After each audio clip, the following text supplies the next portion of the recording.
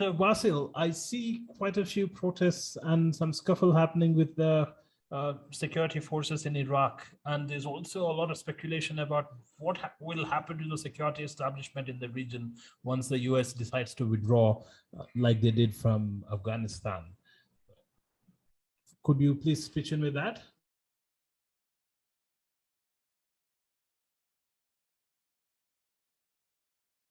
Thank you, Bhargav. So in the Middle East, concerning Iraq, Iraqi forces were actually executing an arrest warrant for a wanted individual. They asked him to surrender, but he opened fire on the security forces. One soldier was killed, and the wanted individual was also killed. Actually, it's not surprising to see a weak security force in Iraq that was following many years of corruption from the government. The PMF, which is the Popular Mobilization Forces, or Hashd al-Sha'bi, contains a wider strength and wider capability, comparing it to the security forces or the Iraqi army.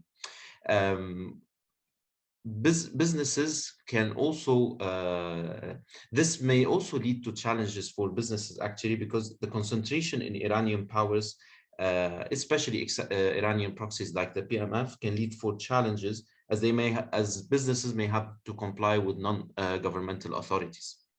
Moving on to Africa, Sitati, there seems to be a strike concerning taxi drivers in South Africa. What's with the strike? Well, thank you, Bassel. Before I get to share a few more details regarding the strike in South Africa by the taxi drivers, I first have to mention that we covered 8 developments in our roundup today for Africa. And so to the strike, what is going to happen is that taxi drivers, majorly using the Uber, Bolt, Didi, and the InDriver hailing platforms, are set to begin a 3-day strike from today to Friday. And so today, these drivers are set to protest outside the union buildings in Pretoria City. And then tomorrow, they will be demonstrating outside the Life Center building in Johannesburg City. These drivers are demanding the government's regulation of the e-hailing industry, which they cite high operational costs leading to losses for their businesses.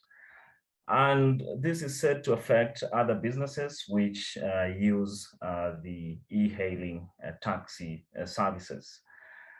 And then over to Europe, Bassel, we have been seeing many protests in the European Union countries recently, mostly against the surging energy prices. One of the recent protests, of course, is in France. So are these protests related to the Russian-Ukrainian conflict, Bassel? Thank you, Sitati, for the question. So we have been witnessing these protests all around Europe. Concerning France yesterday, truckers, taxi drivers, and some construction workers, they blocked several main roads across the country against the surging energy prices, especially the fuel prices. Similar to France, there have been a lot of countries like Spain and Germany that have witnessed also similar protests and strike. The Russian-Ukrainian conflict, I would say, is not the only reason. However, it is one of the main reasons about the surging fuel prices.